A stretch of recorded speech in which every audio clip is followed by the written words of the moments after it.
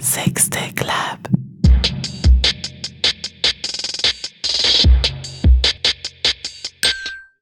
Bonjour, je m'appelle Philippe et ce week-end j'ai été rejoint par une Dream Team que je suis content d'avoir rencontré avec 3 amis de 42 évidemment, et nous on a décidé simplement d'essayer en un week-end de réinventer le tampon. Pourquoi? En fait, c'est une question qui remonte de 7 ans maintenant, parce que ça fait 7 ans que je vis avec ma nana et ça fait 7 ans qu'elle me parle toujours de la même chose. C'est ces petits trucs toxiques qu'elle utilise tous les mois. Et en fait, là, ce que vous voyez, le graphe, c'est en fait le graphe de la croissance des chocs toxiques. C'est ce que ça crée, les tampons, aujourd'hui. Et la mannequin que vous voyez, c'est une nana qui a perdu sa jambe il y a 2 secondes. Enfin, il y a 2 ans. Du coup, face à ça, nous, comme on a l'habitude de faire à 42, on attaque de langue tech. Et donc, du coup, on a regardé un peu ce qui se faisait. Et on s'est dit, OK, maintenant, c'est le bon moment. Ça buzz, ça fait 1 semaine que le monde en parle. Qu'est-ce qu'il y a aujourd'hui? Il y a les cups menstruels. Vous pouvez en voir un là. Donc, ça ressemble à ça. Oui, mais celui-là, c'est notre prototype, c'est le bon. Donc du coup, en fait, en reprenant les cups mensuels, pourquoi aujourd'hui c'est pas adopté en masse? En fait, c'est parce qu'il y a un vrai problème d'usage. On a rencontré près de 200 femmes en un week-end. On en a questionné beaucoup. Et le problème qui revient le plus souvent, c'est on ne sait pas quand est-ce que c'est plein, on ne sait pas quand est-ce qu'il faut le vider. Il y a des problèmes d'usage. Et donc du coup, en rajoutant une technologie que vous pouvez voir en orange ici, je reviendrai dessus tout à l'heure, on va pouvoir dire directement à la nana quand est-ce qu'il faut le vider et aussi pourquoi pas aller plus loin. Et donc du coup, notre secret sauce, elle est très simple. Il y a un capteur de pression, il y a une analyse moléculaire. Directement, je vous vois, vous êtes un peu sceptique, mais on reviendra là-dessus. Avec une app gratuite. Et sans tarder, je vais vous faire la démo avant de parler du business model qui est simple et efficient comme tous les business qui marchent.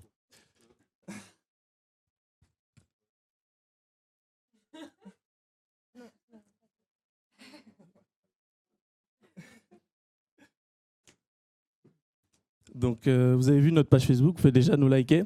Et donc, quand vous arrivez sur l'app, vous êtes là. Et en fait, il vous suffit juste de vous inscrire. Donc, ça se fait en quelques gestes. Et vous avez un tutoriel qui va vous expliquer comment utiliser la cup.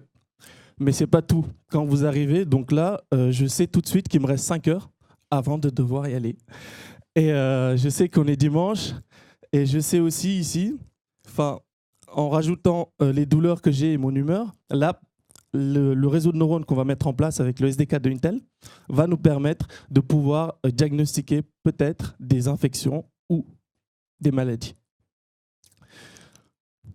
Et comme on le sait, notre cible initiale, c'est la génération YZ. Ils utilisent beaucoup les applications telles que Clue, avec ce système qui permet, si vous voulez, de voir quelle est la période de vos règles et la période de votre fécondation. Je peux voir le timer? Merci.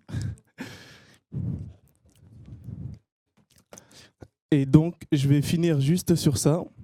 Là, la semaine prochaine, on attaque déjà parce qu'on a une landing page qui est déjà en ligne. On est capable aujourd'hui d'accueillir nos potentiels clients.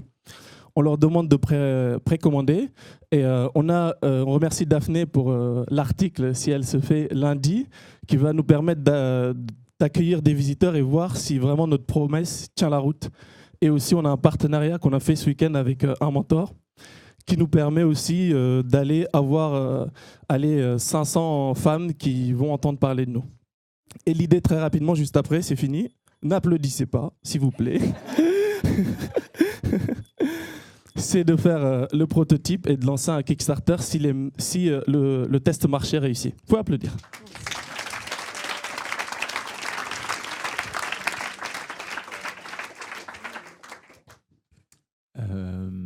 Il y a un concurrent que vous avez oublié qui s'appelle les tampons mousse hygiéniques et qui ne provoquent pas de choc anaphylactique, etc. etc. Qui, dans cette salle, utilise des tampons en mousse hygiénique? Ok.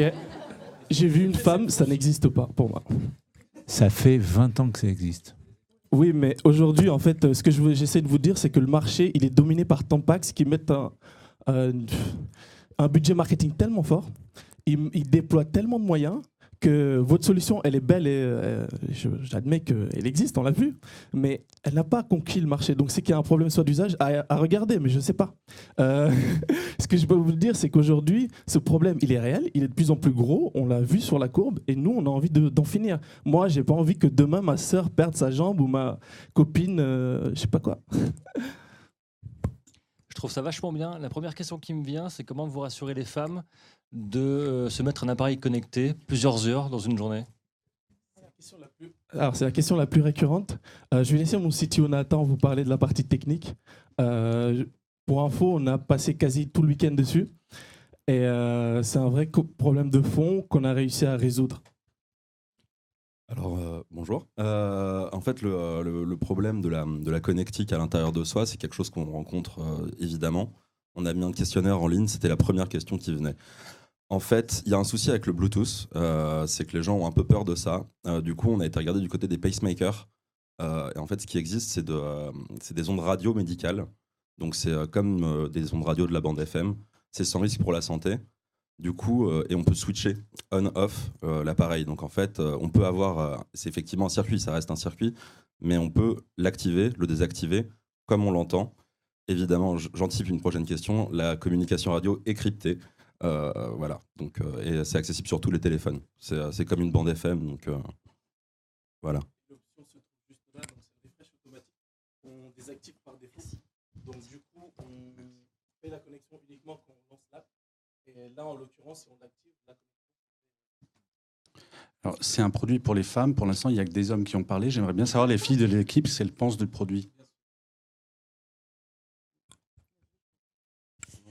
Moi, j'aime pas les micros.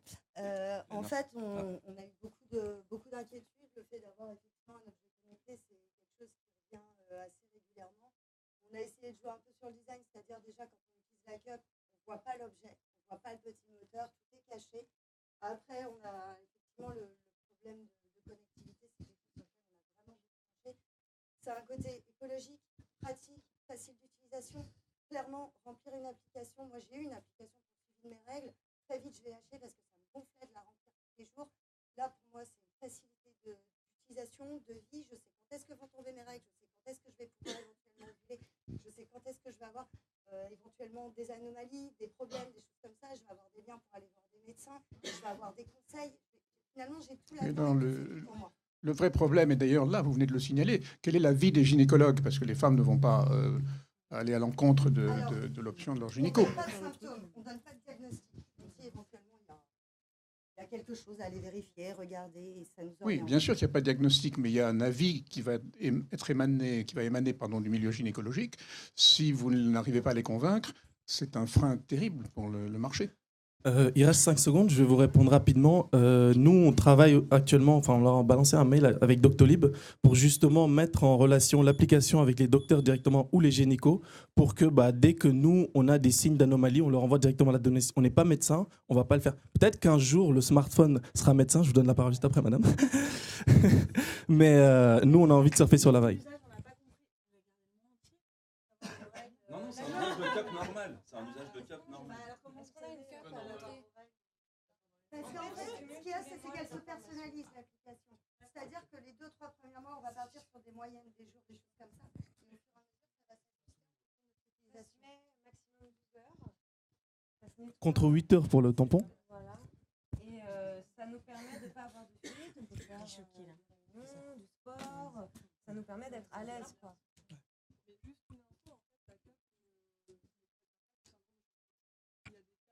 Non, c'est juste pour anticiper, en fait. Ils sont beaucoup plus faibles qu'avec les tampons. Merci.